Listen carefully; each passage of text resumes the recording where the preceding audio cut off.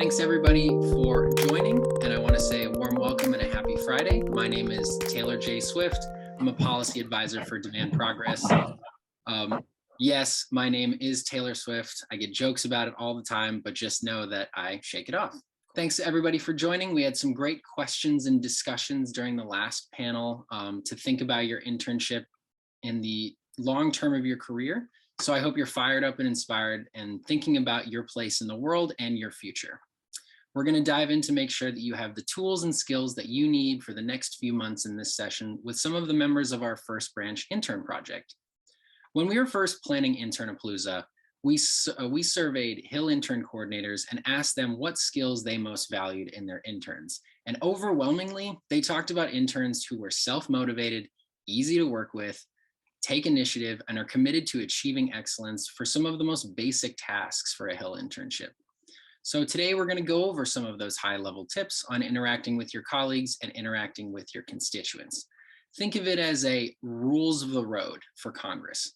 So I want to take a second and say this caveat that every office does things differently. So you're going to want to double check with your intern coordinators and some of your colleagues and keep your eyes open for specifics on how your office operates. That said, between the 5 of us on the panel, we've worked for quite a few offices. So we're going to try to give you some best practice tips that will help you in any congressional office or anywhere else in your career. And right afterwards, we have a fantastic panel of recent interns who can talk a little bit about their own experiences and answer your questions directly. I do have 2 quick housekeeping notes. We've already used the Q&A function, so I'm glad that it's working. So in the future for this event, please feel free to add your questions there at any time. And again, if you need to talk with a member of the team for any reasons, let's say it's tech related or something like that, please email info@popvox.org and someone will be right with you. So let's get started. No matter what office you're in, you're going to find yourself interacting with colleagues, and you're going to want to make a good impression. I'm going to turn this over to Morgan Rako from College to Congress to talk about how to make that good first impression. Morgan, take it away. Thanks. I appreciate it, Taylor. So first things first, you want to get in front of the problem. So let's say that there's something that you don't know how to deal with within your office. You get asked a question by a constituent on the phone. You don't know how to handle it. Ask. Make sure you're not making things up for folks. That's a huge no-no. You are kind of going to be the gatekeeper between constituents and the rest of your office. So make sure you're communicating well. And to that end, proactive communication. If you're running late or you're feeling not great, make sure you're in constant communication on the front end with your intern coordinator or whoever your immediate supervisor is. You never want to be in a situation where you ask for forgiveness instead of permission. You want to make sure that you're keeping people in the loop in real time as things are happening. So for any work product, going along with the communication issue, make sure that you're asking good questions so you can provide a good work product. Let's say you get assigned to go to a hearing or watch a hearing online and provide a memo to the legislative director or a legislative assistant on an issue they cover. If you're asked to do that, make sure when you're writing your memo, you're keeping it to 1 page. Additionally, ask questions on the front end before you go. What is this going to be used for? Is there anything in specific you should be listening to? How does this hearing that you're going to be watching align with the boss's priorities? How is this going to be worked into other legislation, or is there any legislation that your boss has already introduced that could be impacted by this hearing? Is there anything, any sound bites you should be listening for specifically?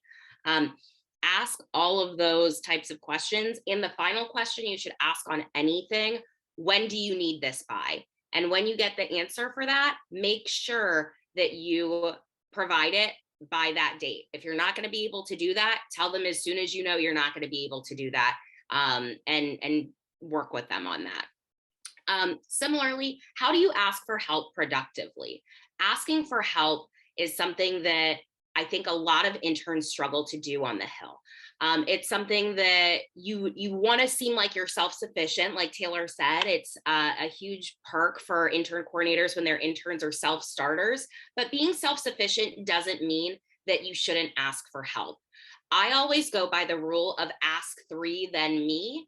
So try and do whatever research you can. Use the tools at your disposal, namely your congressional member's website. See if there's something that they've said about this on the record in the past, if they issued a press release on something that you might have a question on. Use the Congressional Research Service. There's a lot of information there. Anytime you're working on a memo or trying to find statistics, that's such a great resource, and it's completely free to you. Library of Congress, similar, great resource, totally free to you. And, always Google. You could be asked a simple tech question. The boss needs to update his iPhone. Can you do that for us really quickly before he gets on his plane? Never be afraid to consult Dr. Google. But if you are having more detailed struggles with, you have questions that need to be answered by the person who gave you an assignment, go and ask them. Ask them, hey, tell them what you've already looked for so far. I checked here, here, and here, but I couldn't find whatever it is you're looking for. Let them know that you've tried to solve this problem on your own before coming to them, and make it clear that you were trying to be self-sufficient to that end. Like I said, being a self-starter is super important, but knowing when to ask for help is equally as important. The worst thing that happens to anyone on a congressional staff is they give an intern an assignment, and the intern spends hours and hours working on this one assignment, brings it back to them, and didn't ask any questions about what it was going to be used for, or ask clarifying questions. And the staffer looks at it and goes, oh, like, this completely missed the mark. You've just wasted your time, and now I have to redo this. So always ask questions, like I said, most important of which is, when do you need this by, and delivering it on time. And Taylor, I'll pass it back over to you.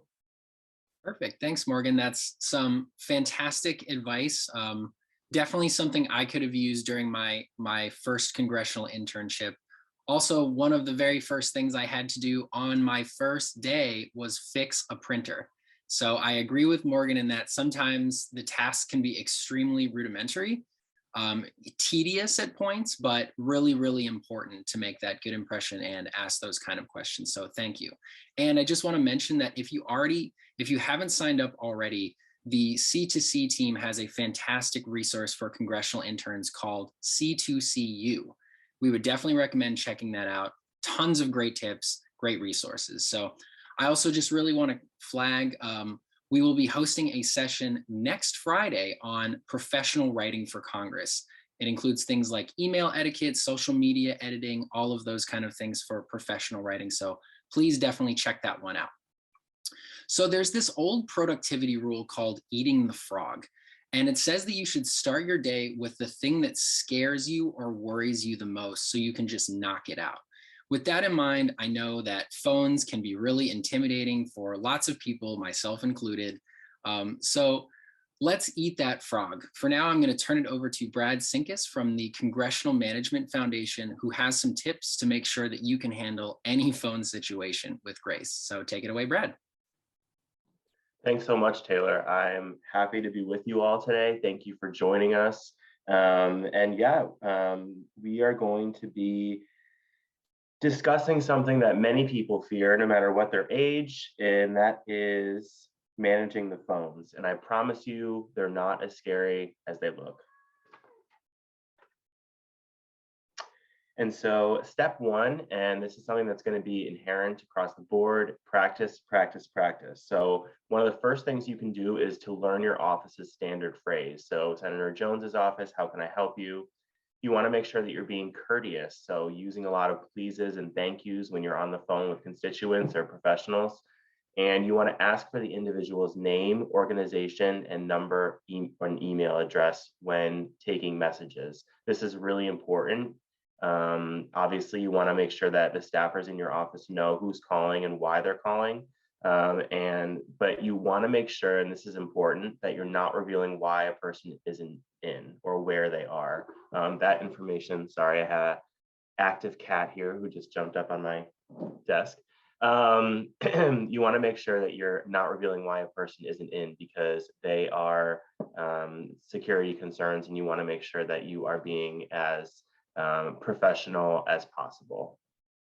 And so these are just some general tips to get you started, by the way. I want to make sure that you always remember that each type of phone call, and this is something that Taylor echoed in his first speech that he was talking about, and that is that constituents have different needs and different types, and every call is going to be different. And so it's really important to make sure that you are, you could be dealing with family calls, you could be dealing with constituent calls, you could be dealing with special interests. You want to make sure, and even the press. So you want to make sure that you're being as professional as possible and that you're knowing how to handle your audience on the phones. Next, you want to make sure that you're using the hold button to your advantage, and that is making sure that you are putting a caller on hold when you're seeking further information or the whereabouts of a staff member. You never want someone to be listening in on your private conversations, and so making sure that you're putting someone on hold and using that hold button to your advantage is extremely important. Holding your hand over the receiver is not sufficient. Constituents can still hear. Anyone, the press could be on the other line. They could get something that they hear, which is really, not great. So you want to make sure that you are using that hold button to your advantage. Don't leave a caller on the blinking line if a staffer doesn't pick up. You don't want, to have someone else pick it up thinking it's a staff member or something along those lines. So you want to make sure that you are not leaving someone on the line for too long. And remember, one thing that I will say that has helped me with phones in any kind of professional situation that I've been in is to slow down and breathe. So you want to make sure that, answering phones can be stressful. You could be getting multiple calls at once. You could be trying to balance an assignment while you're answering the phones, while you're welcoming someone into the office. And so it's really important to slow down, breathe, and take it one step at a time. Try and distinguish between comments from constituents and requests for help, because that's a really important tip as well.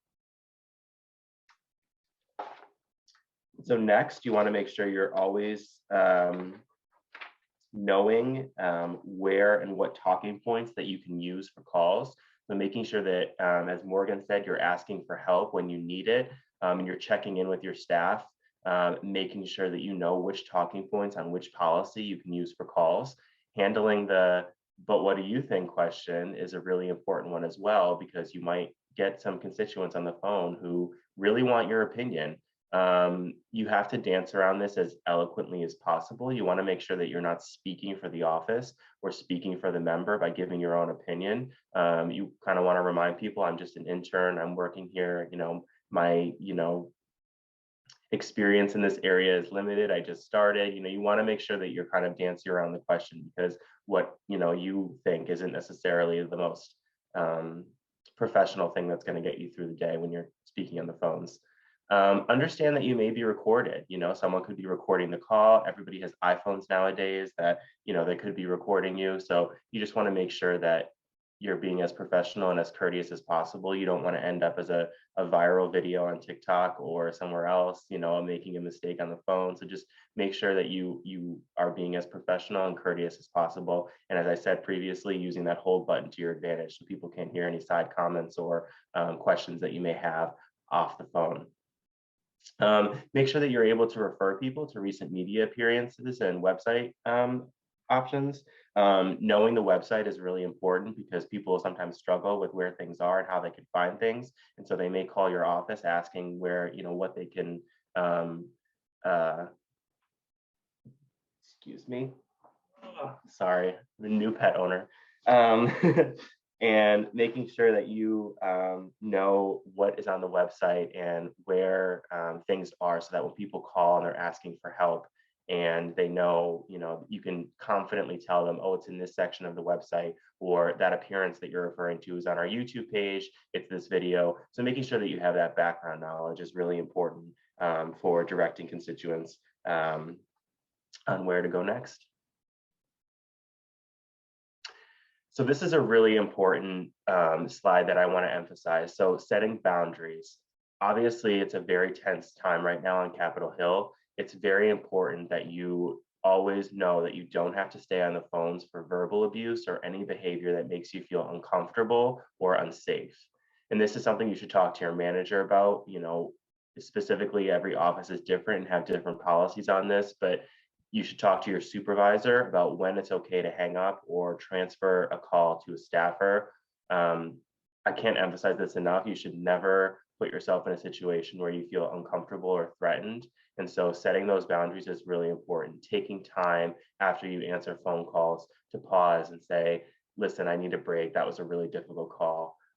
Putting your mental health first is really, really important. And so please make sure that you set those boundaries, that you know where and when you can stop and take a break, or, you know, make a different move, involve a supervisor when it comes to speaking with people who are making you feel a certain way. And that's something that I want to emphasize. It's really important. So take time for yourself. And so I will just end here with a quote from the CMF Intern Handbook, which is available on our website.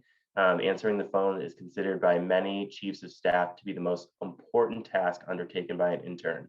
So this is, you know, many people might think, oh, I'm just answering phones. It's not a big deal. It is a big deal. You're on the front lines. You are the conduit between constituents and the member and the staffers. And so that's really important. It's a really important job. So it might take a little bit of time for you to get used to it. And so just remember to be patient with yourself. You're going to make some mistakes up front, and that's okay. You may hang up on someone once in a while. That's okay. They'll call back. You know, it's just important to learn as much as you can, take in as much information as you can from your fellow colleagues and staffers, and you'll be just fine. So just be patient with yourself. Great. Thank you so much, Brad. You know, I can't emphasize enough how valuable some of those tips are. And it's really worth giving yourself time to practice and to get comfortable with your office operations around the phone, even if it means, you know, running the phone script by yourself at your own place.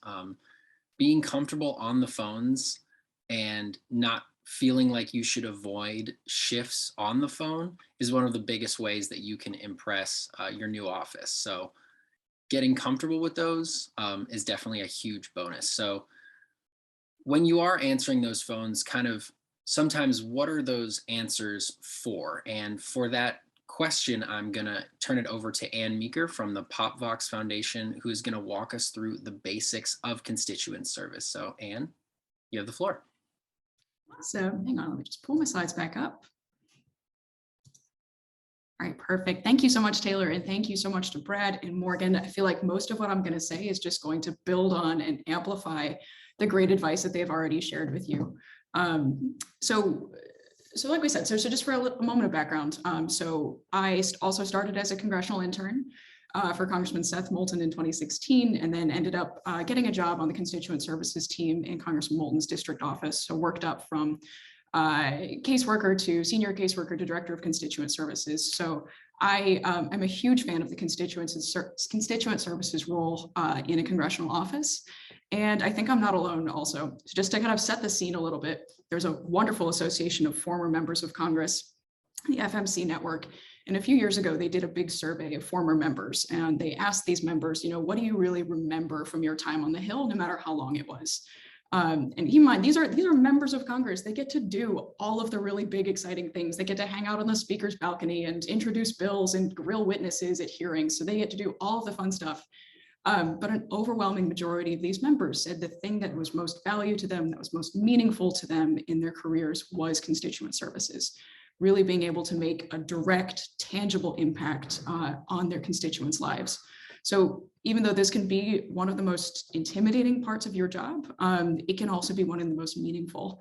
And let me emphasize right off the bat that this is true for both district and DC interns. Your district interns, and I hope we have some on the call, district interns are going to get most of this, but you're going to get these calls in DC as well. So it's really important to kind of understand your office's constituent services practices and procedures and be familiar with them.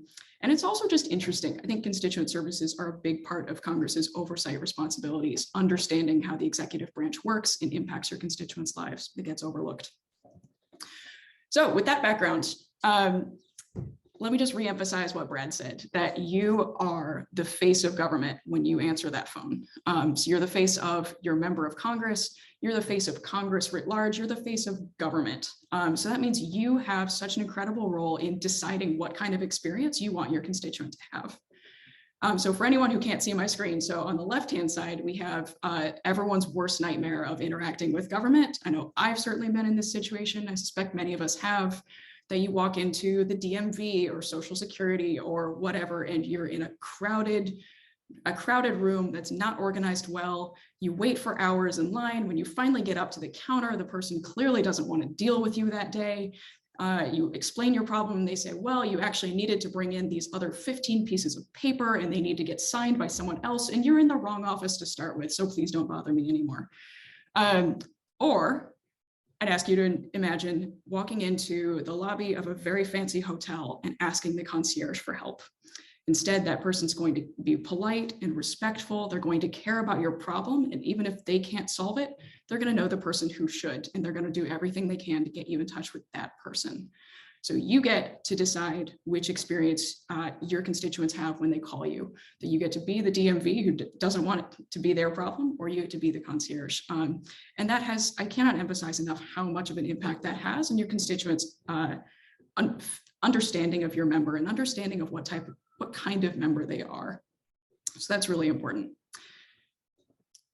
So, like I said, I'm going to dig in a little bit on some of the roles and some of the responsibilities that are involved in constituent services.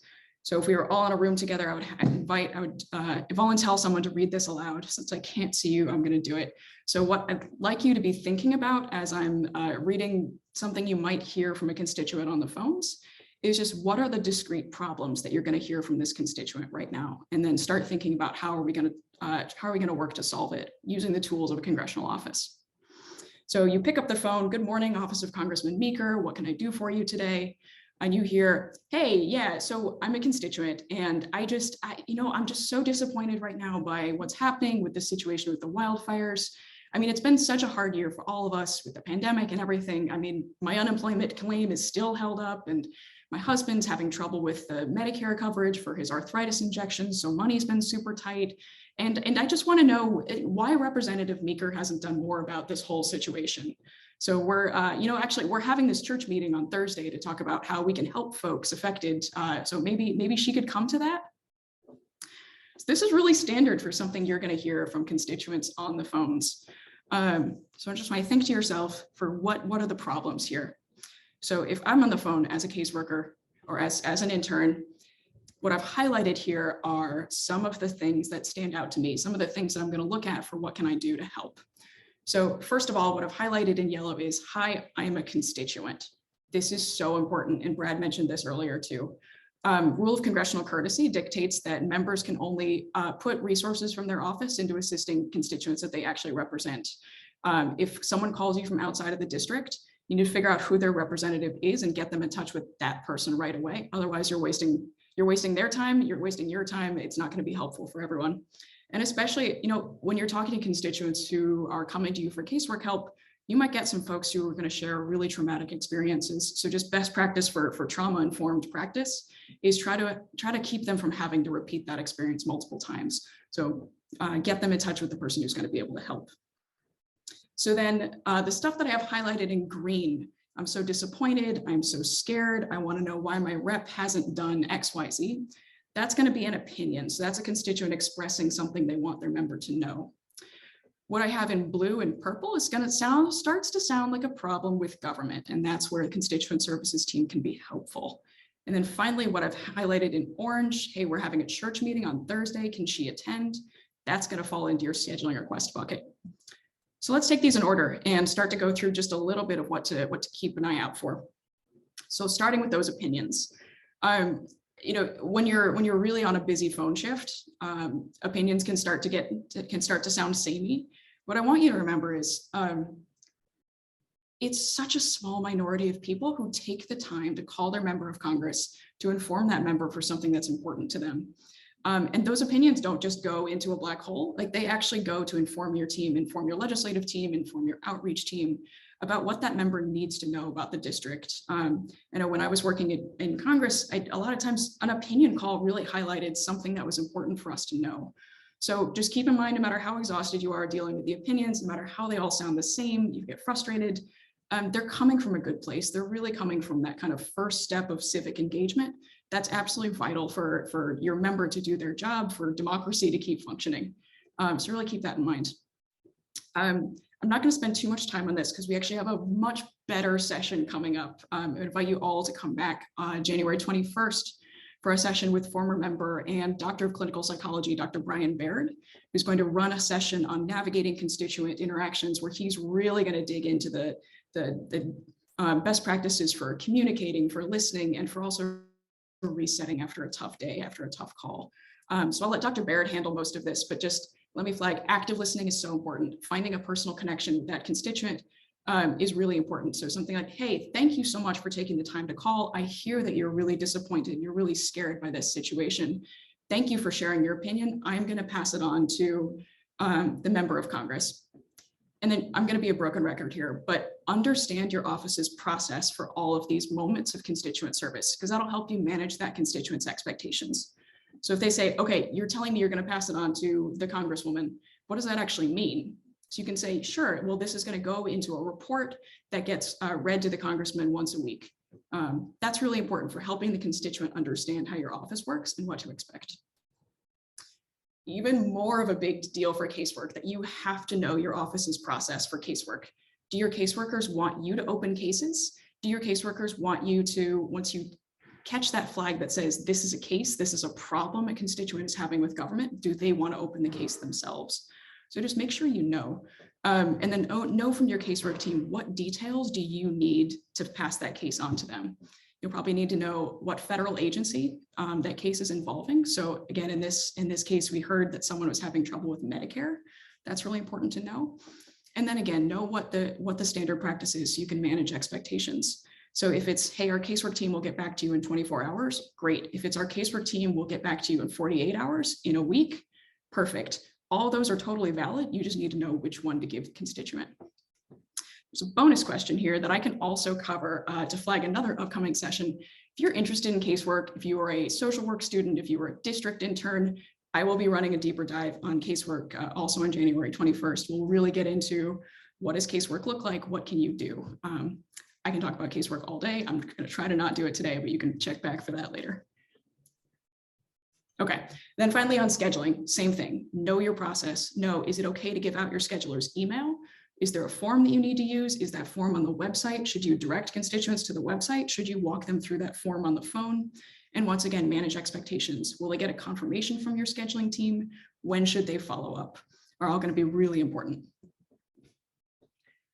So let me just close by reiterating a few things. So overall, I cannot emphasize enough that every single interaction matters. And if you can give that constituent who's on the phone with you a positive, a helpful, a welcoming experience from their first moment of interacting with your member, they're going to be in such a better frame of mind to work with you to handle whatever problem they called for, and then also to work with you in the future. One of the just beautiful things about casework is you really get to develop some long-term, really incredibly rewarding relationships with constituents. And you'd be surprised by what they'll share with you, by how constituents will educate you, share parts of their lives with you. So I just have a couple of photos here from my time as a caseworker that really stuck with me. Like getting to work with a 102-year-old World War II veteran to change his late brother's service record so that his grave is marked with his final rank and discharge. Getting to build an app with a volunteer team to help constituents navigate Social Security. Just, you'd be surprised by the breadth of opportunity and experience here. So don't sleep on casework when you're thinking about constituent services. With that, let me turn it back over to Taylor. Thank you so much, Anne. That was extremely insightful, a lot of great pieces of information and tips. And just one more reminder, I know she mentioned it, but Anne will be leading a lightning session next Friday on casework and constituent services. And if you can't tell already, she's the expert. So if you are a district intern, or if you're just interested in this type of work, don't forget to check that out on the website. So at this point, I'm going to turn it over to someone who could teach a masterclass in just about every aspect of congressional work. Diane Hill from the Partnership of Public Service. One of the most unique aspects of your congressional experience will be interacting with members of Congress who you work for and others that you may come in contact with if you work in DC. And Diane has some tips for how to navigate these unique experiences. So take it away, Diane. Thanks, Taylor.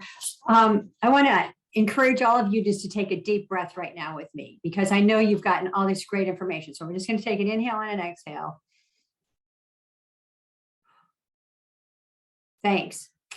I'm glad you did that with me. And I want you to remember in your office when you're working that it's always okay to take a deep breath, right? It doesn't take long and it can help you reset, which is something that you're going to need as you interact in your office. So you've already heard from Taylor that every member office is different. My experience was that I worked on a committee on the Senate side when I was an intern in Congress. Then I had a job on the House side with two different members, one from Louisiana and one from Montana. I share that with you because you can see that those are very kind of different states and have different ways of being, and so did the members. And then I moved back to the Senate side and worked for a senator from the Midwest, from Nebraska. One of the things you're going to find is that every office is different, and every office member, the House member or the senator, will treat you differently, and there will be a different kind of persona in the office. A lot of times I found that it was kind of how their personality went. So you're going to be a member of a small team when you're there. And what's going to happen to you is you're going to have access to information about the member's family and social network. That's just part of the way it goes. You're going to see the schedule. And I want to tell you that as you do that, all that information is confidential. Do not share that with outside friends and family. It's just really important to remember that you are part of this intimate team, and you have to hold that. You have to hold that confidence. The other thing I want to say to you is that you're going to see Hill celebrities and celebrities in general. I remember the first time it happened to me, walking down the hall, and there was a Hollywood celebrity. In general, be cool, be kind, and be courteous. Do not gawk. Do not seek signatures. Treat that person just like you would somebody that you've known well and you respect, or you know of and you respect them. So I want to just emphasize that. Just keep your cool. Getting back to that office and the senator or the member that you're with, some of them are going to be very casual. In the office, you might call them by their first name. You know, I remember my offices did that. Never call them by their first name in front of a constituent. Okay, the formality ends when constituents or others come into the office, and you need to get a sense of your office and how they feel about that. You always want to err on the side of formality. Representative Williams, how are you today? Representative Boggs, how are you today? Or Senator. And you'll find that even as you're helping write some correspondence, every single person, once they've held an office, their reference is honorable. So that respect just comes through, and you need to reflect that as you're working in the office. I also wanted to tell you, when you're in the office, I think you've heard some of this before, you're a representative of your office at all times. So it's not just when you walk in that door, or when you turn on the computer, or when you're picking up the phone for a constituent. It is when you're out and about town. It is when you're with other people and when you're on social media. So you need to know that you're reflecting something about your office when you're doing that, and be clear about that as you intern there. You always want to be kind, courteous, friendly, and respectful. Even if you don't agree with someone, that's okay. You're listening to understand. Something that's really important when you're inside the office is that you need to stay away from office gossip and stay away from office politics. Don't share it with others outside of the office, and make sure that you stay above that. There is nothing to be gained from that. Every office that you work in is going to have its way of being. It's going to have things that are happening within the office. You'll hear things. Just do not be a part of that. Okay? Make that very clear. You should learn when you come into the office, the cities and towns that are in your office, right? As you know, a lot of cities and towns are repeated across the country. I live in Alexandria, Virginia. There are a lot of Alexandrians out there. So as you're answering the phone, you want to make sure you kind of have a sense of where that town is in the district, where that town is in the state, and where they're coming from. For instance, if you've got somebody calling from an urban area, they may be a little bit different than if it's a rural area, and you want to place it in your mind, and you want to be knowing what's happening. The last thing I want to tell you is about dress code. Okay, you're going to want to dress, actually, it's not the last thing. Sorry about that. You're going to want to dress formally, you know, come in. Even now, I don't work on the Hill anymore, but when I know I have a Hill meeting, I make sure that I have a jacket on. I make sure I come in professionally, watch the folks around your office and see what they're doing. And then you can mimic that. But as an intern, you're always going to want to take that a little step up, right? Don't be tempted to take it a step down. You always want to take it a step up. And the other thing, again, sure you've heard it, make sure that when you show up at a meeting, you're ready to take notes. We've heard through the Internapalooza last fall, and perhaps you've heard it this morning, always good to show up with a notebook and a pen. You may be somebody who takes notes on the computer, and that's okay. Make sure you have your notebook and pen there in case you need it.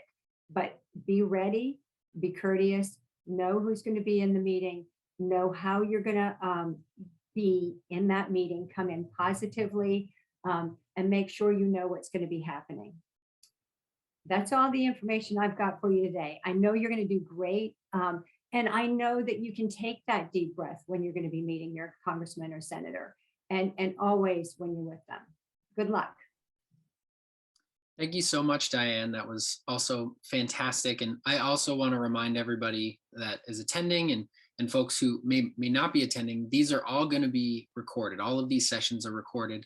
I know we have a lot of information that is being thrown at you right now, but have no fear, you're going to be able to access all of this information later, so you can, you know, look at your notes or be more engaged now and take notes later. Whatever your preference is, it's going to work because everything is being recorded. So we've just heard from experts on Congress, and now we are going to start our second panel of experts. So if they want to start their video and join us.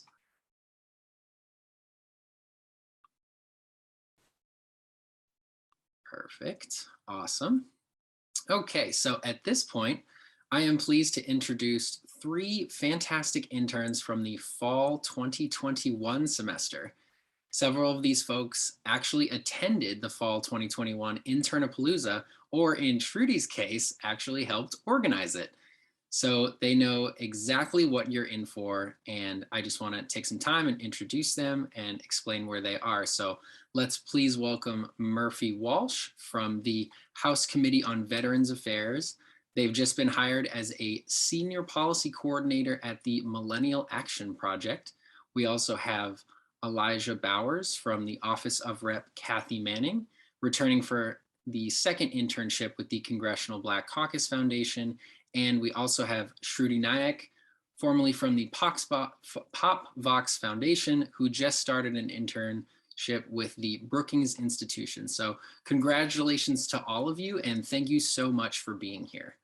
So I'm going to start out a little bit. I want to hear from each of you.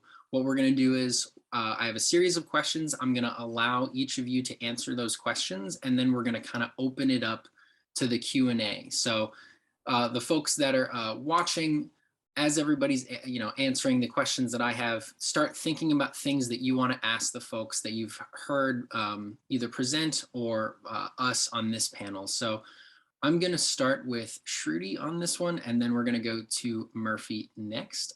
So what is the most memorable experience that you had in your most previous internship? Thanks, Taylor. I think you already mentioned it, but I think helping to plan Internapalooza was a really great experience. I think during my time with POPVOX, I realized how much work is like being done on the back end to improve Congress. And part of that is, congressional interns. And so I think putting together the event for the first time was really fun and really exciting. And it's cool to be doing it again. Awesome. I'll let Murphy go next, and then we'll do Elijah.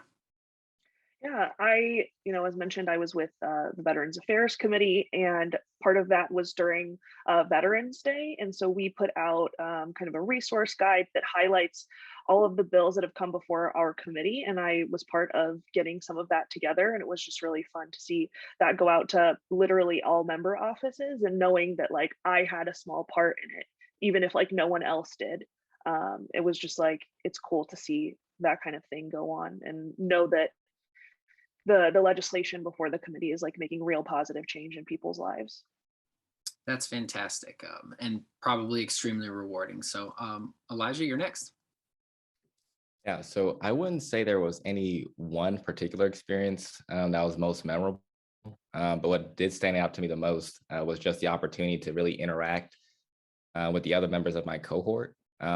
Truly some of the most brilliant, energetic, and gifted people that I really had the opportunity to be around.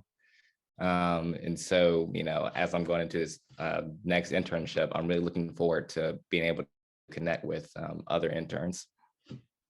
Yeah, that's fantastic. And I'll echo exactly what Elijah said.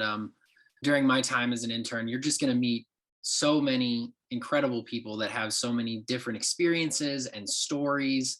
Kind of building and creating those relationships is definitely something that left a lasting impression on me, and something that I carry with me as I continue my career. So we're going to go in reverse order now. I'm going to start with Elijah. What surprised you most about your first internship? Yeah, honestly, it was really my office experience.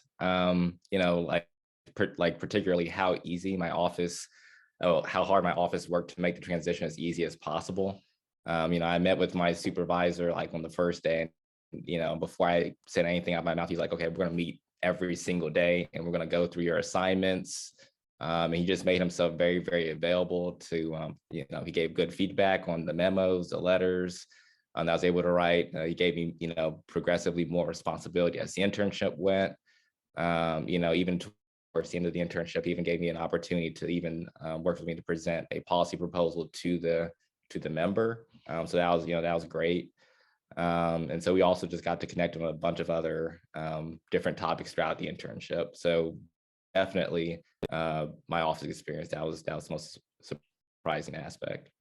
That is fantastic, and shout out to your colleagues in that office that made you feel valued and empowered. I know that goes a long way, and it's those little things that make a difference, like you said, that leave that kind of lasting impression for you. So I'm going to go to Murphy next. What surprised you most about your internship? I think kind of on a similar vein, I'm from the West Coast. And so I know for me, what I've always heard about DC and the Hill is that it's like very cutthroat and very competitive. And my experience could not be more opposite than that. The people that I encountered are some of the most supportive people I have ever met in my life, and genuinely want to see you succeed. And so it was a really, really pleasant surprise. And I know I keep in contact with the vast majority of the people that I worked with, and highly recommend doing that to everyone as well, because for instance, there's somebody who has said, whenever I need to talk about negotiating a salary, always reach out to them. And there will be people you encounter like that. And I think it's always this surprise, especially in politics, that feels very isolating sometimes. Wow, that is fantastic, and I'm so glad that you were able to experience that. That's great. Shruti, we're going to go to you as well. What surprised you most? Mine is also on a very similar vein to the other two. I think just recognizing how much people want to help you. And I think sometimes coming in, it's hard to fully understand that. But I think whether it's asking for help, or I know we're going to touch on networking at some point, or we already have, but how much people want to talk to you about what they've done and like their path and how they've gotten to Congress. And their experiences. And so I think what was most surprising to me is how easy it is to just talk to people, to like send an email and say, hey, can we talk for half an hour about how you got here, and how willing people are to do that. I completely agree. I think one of the best things that I quickly realized during my time on the Hill is not everybody is, a political science major or an econ major. Some are former tech fellow scientists or nurses or firefighters. They're from all different walks of life, and I think that having those perspectives come together just makes the institution a much stronger place, and it creates those strong bonds. So I completely understand what you're saying. So I'm going to go to Murphy for this next question. Is there anything that you would do differently if you could go back to that first internship? Honestly, no. And maybe this is part of like a personal philosophy that I have in my life, of just like trying not to have any regrets, because every choice that I made led me to whatever came next. And I could look back and say, oh, I would change that, but I may not be where I am today. That being said, I think that as long as you do take those opportunities to like learn something from, like, you might not change it, but you might learn something from it. And at the end of my internship, my supervisor, we did exit interviews. And so part of that was my supervisor highlighting things that like she thought I could work on. And I think if your supervisor, for the interns and the potential interns listening, if your supervisor is not doing that, ask for it. Because for me, like one of the things that she said I could work on was like saying no and creating those professional boundaries for like what I had the bandwidth to do. And I think as young people, that's something that we actually really struggle with, especially in an internship where you're trying to like prove that you can do it all, and that like you're potentially worth a hire, right? And so, but I think like for your own mental health, it is really important to figure out how to set those boundaries. But would I do that differently at the time? Honestly, probably not. I knew that my internship was for a short period of time and I wanted to soak up as much as I possibly could. Yeah, I think that is a fantastic point. Kind of finding that balance and having that open line of communication is absolutely critical. So I'm going to ask Elijah the same question. Would you do anything differently if you could go back to that previous internship? Yeah, I think the one thing I would have done differently would have been to, present myself as being more open to different career paths. And, by that, I'll explain that a little bit. So on the first day of my internship, my supervisor, he asked me what career paths, am I most interested in, to see if he could, help me out or anything like that. So I told him that I really wasn't interested in working at the Hill initially, which I wasn't. I told him I was more interested in going back to North Carolina and sort of helping down there, maybe doing some organizing work and that sort of thing. Just because like I believe that the most long-lasting changes that we can make are going to be at that community level. But then I started doing the internship, right? And then I started, really enjoying all of the different congressional, like going to congressional hearings. I really enjoyed that. Writing memos, I enjoyed that. Like drafting constituent letters, I enjoyed that. Like I enjoyed all of my assignments that I was given, more and more. And so, like halfway through the internship, I'm like, I might want to work on the Hill longer term. And so I talked to my supervisor about that. And he said, well, I thought you would be a good fit on the Hill already, but I didn't want to put any pressure on you to actually apply for any of these positions because you had already told me that you wanted to go back to North Carolina. And so really, I would advise, any intern not to really put themselves in a box, so that, all the people that they are coming in contact with are able to connect them with as many different types of opportunities as possible, because you don't know exactly how your internship is going to turn out.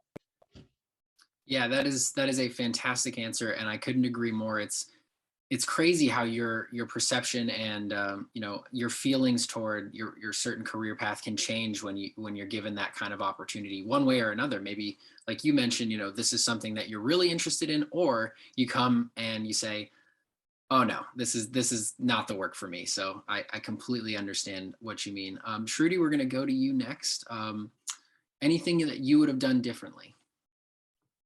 Yeah, for sure. So I think an experience that I've had is that I think when you're interning, it's very hectic, it's very busy. And I think sometimes it's easy to get lost in just getting everything done. And I think setting aside time to reflect, like maybe once a week, I think every day might be excessive, but about like what you've done in the prior week, especially looking forward to writing your resume later. I think what has happened to me is I'll look back and try to fill in my resume and I'll say, oh, how many phone calls was I making like on average during a week? How many, memos was I writing? Something like that. And so I think sitting down like periodically to keep track of, not exactly, but just the things that you're doing. So that way, when you're looking back at the end of the semester, at the end of your internship, you have something a bit more quantitative to write down when you are doing your resume or even explaining your internship experience like in the future. Because I think day to day, it's easy to go through the motions, and then looking back, it can be easy to forget some of like the smaller things. That's a really, really good point when you're in the thick of that day to day. That's so true. I just want to remind all the attendees, if you have questions for our panelists or any of us, please feel free to drop those in the chat. We're going to start doing the Q&A for the chat quite soon. So start dropping those in. I have one final question for all three of you. I'm going to start with Murphy on this one. How did your internship lead to your current role and shape your thinking for how you wanted to go to your next career path? Yeah, so it didn't really lead me to my current role. I actually applied for my current role the day I started my internship, oddly enough. And it happened to work out that I ended up being able to start right at the end. But I think what's unique about working on a committee is that while the majority staff has the majority of staff and the interns, you still have that interaction of like very bipartisan action and legislation and kind of like seeing how all that works. And my current role, as mentioned when I was introduced, I work for the Millennial Action Project, which is an organization, a nonprofit in DC that works with the Congressional Future Caucus, which is a bipartisan group of millennial legislators trying to pass bipartisan legislation. And so having seen how HVAC works, I think like it has been very helpful in kind of coming in and being able to understand how Congress works and how the committee side works, which is really where a lot of like the legislation really comes out of and the nitty gritty comes out of. And so it's been able to shape conversations that I've had in my current role about the engagement that like I want to have with our future caucus, and then creating new relationships with committees so that we're not reinventing the wheel when we're thinking about researching policy, when committees literally do that. Professional staff on committees, that's literally what they do. And they're very, very good at it. So it's definitely, having been on a committee has like majorly helped me in my current role. That being said, I think being on a committee and being on the Hill kind of reiterated for me and confirmed that like eventually I definitely want to be back on the Hill. There's just nothing that can quite beat the excitement of that work. Yeah, super insightful answer. Could not agree more. The energy alone helps you go to the office every day, or through a computer screen virtually every day. It's being connected in that way that I think makes it just that extra special. Shruti, we're going to go to you next. How did your internship lead to your current role and shape your thinking about what you'd like to do next? Yeah, so being with the POPVOX Foundation, I think, as I mentioned, I realized just how much work is being done to kind of improve Congress and all of the different factors that play into that. And so for me, I'm currently at the Brookings Institution in the American Congress and Governance program. And so the line of work is very similar. It's very much what are some of the current problems we see in Congress and how can we fix those? And so for me, I think it was kind of a natural progression. I realized that, oh, this is really important work. And I think for me specifically, I wanted to look at it more from the research side of things. And so that's what led me to Brookings and my current research projects there. And so I think just in general, finding like the issue that you care about and then recognizing like, how do you want to approach it? And so for me right now, that's research, but then in a few months, it could be the Hill, it could be more policy making. I'm not really sure yet, but for now it was more of the research side. Awesome. That's so true. Elijah, so how did your internship, your previous internship, lead you to your current role and kind of shape that thinking? Yeah, so I mean, I did touch a little bit on this in my last answer. That my last internship really, put me towards wanting a career on the Hill. And so last semester I was a virtual intern. This semester I was given the opportunity to come back as a in-person intern, and so I of course took that opportunity. I'm very grateful for it. And I'm hoping to secure a full-time position on the Hill, and if not on the Hill, probably in the state legislature in Raleigh, North Carolina. Work there for a few years because because when you're in either the state house or you're in the Capitol, you're right in the middle of all of this policy making that's going on like every single day. Like I said, I mean, that really appeals to me. So that's kind of what I'm looking at right now. I'm still thinking about going to law school. I'm studying for the LSAT right now a little bit. That's kind of where I'm at right now. Great. Yeah, that is, I feel like every person that goes to Congress, they're like, should I go to law school? Maybe, maybe not. And kind of weighing that back and forth can be difficult. I'm almost 30 and I'm like, should I go to law school? I don't know. But so we're going to bring back our other panelists for the Q&A portion. And I'm going to really encourage folks that are still on the attending to drop some questions in the chat. I know we have one already and we're going to get to it. But I do just have one question for all of the panelists, and I'm going to allow this to be more open-ended. So for the fall interns, we threw a lot at you during the fall Internapalooza, and we've kind of done the same thing here for, your spring colleagues for this, the spring 2022 Internapalooza. So what do you wish that we asked or that you would have asked during the fall Internapalooza session? Yeah, I can go ahead and start with that. Actually, I think the question that I have is actually tied to the one in the chat, but it really is about how to actually network in that virtual office setting. And specifically, which strategies would you suggest,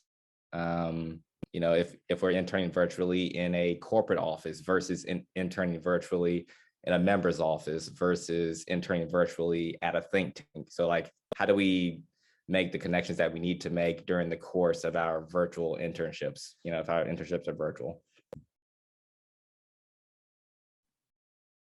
So kind of piggybacking off of what Elijah said, I'll combine the last question with kind of the question that's currently in the chat and open it up to everybody. So Matt says in the chat, how should we be reaching out during a time when not as many people are physically on the Hill? And how should we know whether or not someone would be comfortable getting coffee in person or just virtually? So I'll open that up to everyone and see what we can see. I can go ahead and take that if, oh, Anne, do you want to go ahead? Oh, go for it, Morgan. Okay. This is something that we've kind of been dealing with for a while now. Some offices are fully in person, some are remote, some are hybrid. I would say that it's really just a matter of reaching out to your folks and to whoever you're trying to get coffee with or do a virtual coffee with, and leave the decision up to them. There hasn't been a reduction in people wanting to meet with you and wanting to help you and wanting to get to know you. It really is just a comfort level at this point for people. So put out the option of ask whether they'd be comfortable grabbing coffee in person, or if they would prefer meeting via Zoom or Teams or Google Meets or whatever it may be. But there's still so much desire to help you guys and get you settled in and make this a really great interning experience for you, even if it is a virtual or hybrid internship. So don't be afraid to ask for that coffee, whether it's virtual or in person. Yeah, I can follow up on that one too. One thing that really still stands out to me, even now 2 years into the pandemic, is that Congress is still a really phone-driven place. So we're all obviously so comfortable with Zoom and all of the other video chat platforms now, but I think it's good etiquette to offer someone, hey, I'd love to do a quick networking coffee, a quick informational interview with you. Do you have a preference for phone or Zoom? I think for a lot of congressional staff, we're constantly moving. Sometimes being able to just chat on the phone while they're walking from one place to another might be a way to slip into someone's busy schedule. And it's just good etiquette to give folks the option to do whatever they're most comfortable with. The other thing, just to kind of piggyback on the question for how do you kind of make those connections between different spheres. So if you're in working on the Hill and you want to figure out how do you get in touch with someone in the nonprofit world, the think tank world, just kind of keep in mind that as you're asking your colleagues on the Hill, so as you're asking congressional staff to connect you with folks in their network, just keep in mind those folks are always balancing a really complex web of relationships where sometimes they're asking the folks in their professional network for something, sometimes they're being asked to do something. So if someone's like, hey, I have this person, but it might not be a good time for me to make that ask for you, just take that as a given, take that in good faith, and don't be afraid to kind of follow up later. I think it's a lot of times easier for congressional staff to connect you kind of laterally with other folks in the Hill network, and sometimes harder to connect you with someone off the Hill, just because it feels like asking for a favor sometimes, which can get ethically complicated. One good way around that is to really look at congressional staff's bios. Again, LinkedIn stalking is very recommended, 10 out of 10. It's almost a compliment when you see, oh, someone looked at your profile on LinkedIn. So it's easier for folks to connect you with folks that they've worked with in the past without it being that weird ethical question. Hope that makes sense. I'm happy to clarify. Yeah, I want to also echo just what Anne and Morgan have said. When you kind of reach out to folks, whether they are, also an intern while you're interning, or they are a professional staffer or a staffer just on the Hill, sending something won't hurt you. And what you want to do is you kind of want to tell your story quickly, right? Like a concise one or two about you, to kind of not just make it like feel a little more organic and kind of targeted and reach out to like have certain questions already, so they already kind of know where you're at with things. Like, oh, have you interned previously? Is this your first internship? Are you wondering about job prospects? Are you just interested in their experience as a staffer? There are things that you can already queue up and ask, even if it is just a cold email or a cold call. And most of the time, at least in my experience, both as an intern and as a staffer, people are really receptive to that. A lot of folks, like we talked about earlier, come from extremely different walks of life and perspectives, and people want to tell their stories about how they got to where they are. And sometimes that leads to meaningful relationships and friendships. And so I think, if you're on the fence about doing something like that, I would definitely lean towards just do it. The worst thing that could happen is you don't get a response. And you know what? That's okay. And so, especially given, I know that the question was given the virtual hybrid in person, just having that kind of attitude could pay dividends to have those relationships. I'd like to jump in on that as well, kind of how do you connect with people outside of the Hill? I think one of the easiest ways to do that is look at who has testified before a committee. And if there's a committee hearing that especially interests you, watch it and then reach out to somebody who may have testified or the organization, because then there's kind of this in of, hey, I watched this. I found what you said about XYZ really, really interesting. I'd love to have a quick conversation if you're open to it. Again, the worst thing that's going to happen is like you don't hear back or the answer is no, but you're no worse off. The world is not going to end. You're certainly not going to mess up so bad that something dangerous happens by sending an email, at least that way. So I highly recommend doing that. But I think that also illustrates the whole who knows who, and it might not be the best time. Also just kind of reiterates this is why having such an expansive network is really important, because you may know two people who know the same person and one may say it's not a good time and the other one may it may be a good time for them to do that ask. Yeah, I completely agree. I also just want to flag really quickly that the next session we're having, the 2 p.m. session, is with Tom Manitos and Kelly Strickland, and they're going to be talking about networking. So a lot of what this conversation revolves around, you can get so much more insight and useful information on our 2 p.m. session as well. But I just want to ask the intern panelists, do any of you kind of have a good networking coffee experience, like maybe just like a good example of, when you did cold call or cold email someone, that helped establish a relationship? Advice that I was given was to start in my home office, my office placement, to meet as many of the staffers there. And to really, to add to your point, to really just ask about their story, about how they came to the Hill. And then as they were telling their story, to find different commonalities there, different connection points. And then towards the end of the conversation, to make the ask of, is there anyone else that that would, that I should be talking to? And if we go into those conversations and structure them in that way, I think that your network should grow pretty naturally with quality connections. I can also say this I was a Hill intern way back in the day. And while I was interning, I was getting ready to graduate from college. So I was like in my last semester, and I was really trying to meet with as many people as I could, because I was about to be entering the job market. So I ended up having coffee with a chief of staff from the Ohio delegation. That's where I was interning with, and that's where I'm from. So I met with one of the other chiefs, and I chatted with him for, I think, like 15 minutes. It was very quick. And he ended up calling me a few months later and said, "Hey, I have a job opening. Do you want it?" For a staff assistant. And I ended up working my way up in that office from staff assistant. I was there for 5 years, and ended up being communications director. So you never know, even if it's a small interaction, you can make a big impression in a small amount of time. Because if you do find those commonalities, no matter how small they are, I don't really consider that cold. Maybe that's just me, but so as an example, there was someone who talked to our entire intern group who also worked on the committee during the fall.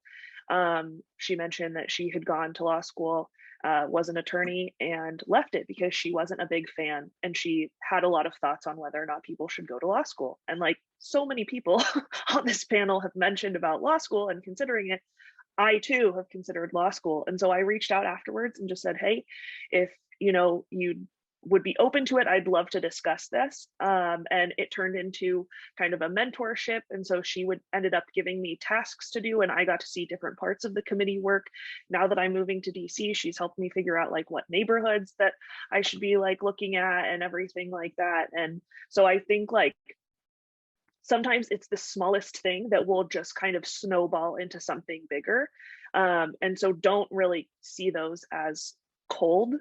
As long as you can identify, maybe it's a hometown, maybe it's, your religious affiliation or a school or whatever. If you can identify one tiny thing, it will make your chances of a response that much better. And it will have kind of a starting point for a conversation. Yeah, that is definitely true. So I'm just gonna say, we're gonna start wrapping up soon. Any other questions from the attendees? Anybody? Otherwise, we can start wrapping it up. I just want to say that, thank you. Oh, I see Elijah has his hand up. Yes, I do have just one last quick question though.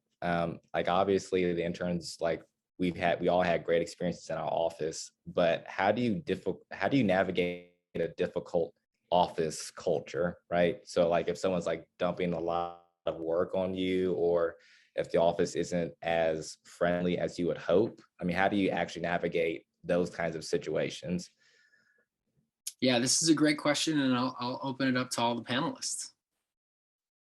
Yeah, I can take that. I've worked in a few different office environments, some more friendly than others. And every office has a different culture. I think that one of the biggest lessons you can learn in DC is that, you know, there's such a culture here in the town of your job is who you are. And I think that the best way to deal with an office culture that maybe isn't as rewarding or fulfilling in other ways is to just keep in mind that your job is not who you are. Your job is what you do. Who you are is who you are. So just be true to yourself. I know it sounds like so Disney Channel original movie cliche, but really honestly, just keep in check who you are and why you're here. And like Diane was saying earlier in the session, there are some offices that have a lot more politics and drama and gossip. You're not going to benefit from any of that.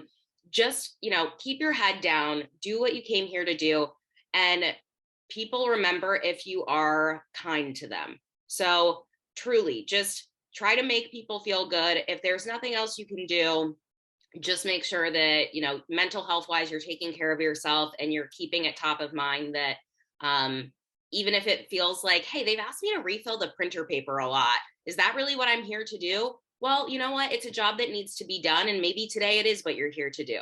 But it's kind of one of those things that it's just paying your dues. And everyone does it at some point. You're never too good to take out the trash. You're never too good to refill the printer paper. And it's not a reflection of your value as a person when you're being asked to do small tasks that you're definitely going to be asked to do as an intern. So that's kind of how I would recommend it in that sense. Such fantastic advice. I completely agree with everything that Morgan just said. Does anybody else have any thoughts on that one? Yeah, I can jump in as well. Yeah, so everything Morgan said is just absolutely just hit the nail on the head, that every office is so different. So a couple of things there. First of all, getting to know other interns and hearing what their offices are like is going to be so important if you feel like you're in a weird one. Just, I so don't want, if you get in a weird office that you're just not a good fit with culturally for some reason, just know that that is not every experience you could possibly have in Congress. So try to get to know other interns just to hear about other offices. Even as staffers looking for jobs, so much of that is just the whisper network of, hey, which office is a really good office? Which office has a great culture that I feel like I'm going to be a fit with? That's so important. And that starts really right now as you're thinking about your internships, as you're starting your internships. So start building those relationships. The other thing I want to say too is, you know, when you're in a weird, when you feel like you're just not getting as much warmth and help from the staff as you were hoping for, keep in mind, right? So we talked a little bit on and off about just how it's such a weird moment for Congress right now. And it's especially been a really weird moment for staff who have been stuck dealing with so much for so many years at this point. Like Shruti said, you know, we're kind of part of this broad para-congressional group of organizations working to strengthen the first branch of government. So of course, you know, there's data out there about how, you know, the demands on congressional offices have skyrocketed in the last 30, 50 years, but resources for offices to meet that demand has stagnated. So if essentially congressional staff are being asked to do so much more with so much less, while facing the same issues that you're going to as an intern too. They're facing workload overwork. They're facing a tough partisan environment. They're facing, you know, congressional pay has not really gone up in a long time. So just have a lot of empathy for the folks that you're going to be working with. It seems like they're having a bad day. They might be having a bad day. And just understanding that that's the situation that you're walking into. So anything that you can do to take something off their plate is going to be really important. Keep in mind, it might be more work for them to train you how to do something so that they can get that off their plate. But just try to soak up as much as you can on your own to just lower that burden of what training they have to do to get you ready to help them. Just being empathetic and being really tuned into that is going to be a really good way to navigate some of those tough situations. Such fantastic advice and hit the nail on the head. I completely agree. Anybody else? Yeah, I'd like to chime in really quick because I think like that difficult workplace environment, that's applicable regardless of whether or not you're on the Hill. And I think when you're in a really difficult one, if you can convince yourself this is a stepping stone, not a destination, do that as much as you can to get through it. Now, that being said, don't put yourself through like truly torturous environments or like unsafe environments. That's like not ever going to be worth it for your mental health. But I think like as someone who's not on the Hill anymore, but is working with a bipartisan group of legislators and their staff. It's something I've been thinking about a lot lately, and I think we all got involved in this and are all still involved in politics because we have hope that it can be better. Now, the problem is that that waxes and wanes, I think, for all of us. And when it's low, it can be really low and it can be very isolating. And so even if it's not in your workplace, make sure you have that support system, even if it's outside of your workplace, of people you can count on to brighten your day or just remind you that like the work is really important, that you are capable. And maybe that means grabbing a coffee with them so that you can get your mind off of work after work. And I just think like making sure you take care of your mental health is super, super important, especially as politics is getting more and more divisive and for some people really scary. Yes, Murphy is so correct. And to kind of piggyback on what everybody has said around this topic, the great thing is, you know, the institution has support systems and support services built in.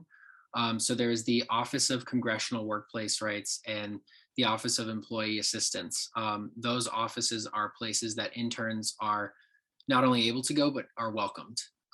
They have tons of best practices, guidance. If you need to tell someone about a particular instance or something wrong in your office, all of it is confidential. So those resources, yeah, I see Anna's actually dropping some of these pieces in the chat for everybody to use. So that's definitely something that if you're struggling with that, definitely want to check some of those out. I see that there is one question in here as well. What is the likelihood of obtaining an internship when you have already graduated? I know that that's something that some folks have done. So anybody on the panel with any advice on that question? I have a graduate degree and I was an intern. So I think that's a really hard question, partially because like the likelihood of getting a Hill internship period is steeper than a lot of internships. So like keep that in mind to begin with. And if people tell you not to apply to an internship on the Hill because you've already graduated or maybe have a graduate degree, don't listen to them. I was told that. I was told also not to apply to staff assistant positions because I have not just recently graduated and people won't want me. Don't listen to people that tell you that, because like don't spend 10 days on an application, right? Be smart about your time. But you are literally no worse off for applying. And I personally think that committees are probably easier for people who have graduated or have graduate degrees to get those internships. I know on HVAC, I think for legislative interns, everyone had graduated and most of us had graduate degrees. So I would say probably prioritize committees. I also think you get to see a lot more of like legislation on the committee, and that's pretty exciting. And this is a plug for HVAC. Highly recommend, because you get to see essentially like all legislation, because it's kind of this microcosm of the rest of the population of the country. And so you're not just seeing education policy, you're just seeing tech policy, you're seeing it all because there's tech policy that applies to veterans. There's education policy that applies to veterans. And I found that really, really exciting. So on the likelihood, Hill internships are hard to get, but don't let that discourage you at all, and highly recommend the committee route for that. Yeah, and then just to add on to that as well, I mean, I think that, from what I've been able to observe, a lot of Hill interns tend to be recent graduates or, in undergrad, but that's primarily because of things such as pay, that's where they are, that's where they're at in their lives, right? If somebody's, 26, 27, 28, normally they have a family and normally they want to get paid a lot more than what a congressional internship can allow. So I think that's more of a factor in the demographics of the people who tend to be Hill interns versus all these offices looking at someone's resume and saying, oh, you graduated in 2015, I'm not going to hire you. let me just jump into on the legal basis for how Congress can offer internships. So the way that Congress legally can offer unpaid internships is by noting that it's an educational experience. So it actually falls under the constituent services umbrella for what Congress does. So in order for House offices to offer, or House and Senate offices to offer someone an internship, they have to be able to make the case that it's an educational opportunity. So that means offices can't sign on an intern because they want to try them out and see if they'll be a good staffer, even though that's one of kind of the secondary goals. So if you are a graduated student, especially I think if you're a student kind of later in life looking for a career switch, a second career, it's on you and your application to really make the case for what are you going to learn and how is this office going to help you learn. It just makes it easier for that office to make the case internally for why should they give that opportunity to you rather than to a college junior. But I also had a graduate degree in my internship, so solidarity. Yeah, just to piggyback on everybody else, I also had a graduate degree during my first internship. So I feel like we have a common theme of don't be afraid, apply anywhere, especially if it's something you're interested to do. And don't forget to tell your story of why you're applying now, right? Just because you did graduate doesn't mean that you're not interested in pursuing that career or figuring out if this is the right path for you. So I would also say maybe prioritize your home, a district position. District internships are a lot easier to get because they're not seen as high profile, but a district position, if you happen to get hired in district as full-time staff, it's also one way to get to the Hill if that's what you want to end up doing. So highly recommend that as well. And they're more fun. We love, yeah, that's fantastic. Okay, so I think I don't see any new questions in the chat, so I think we're going to be wrapping up here shortly. A huge thanks to all of the Fall 2021 intern panelists and all of the First Branch Intern Project members. Thank you all so much for joining and providing your experiences and advice to everybody on the call.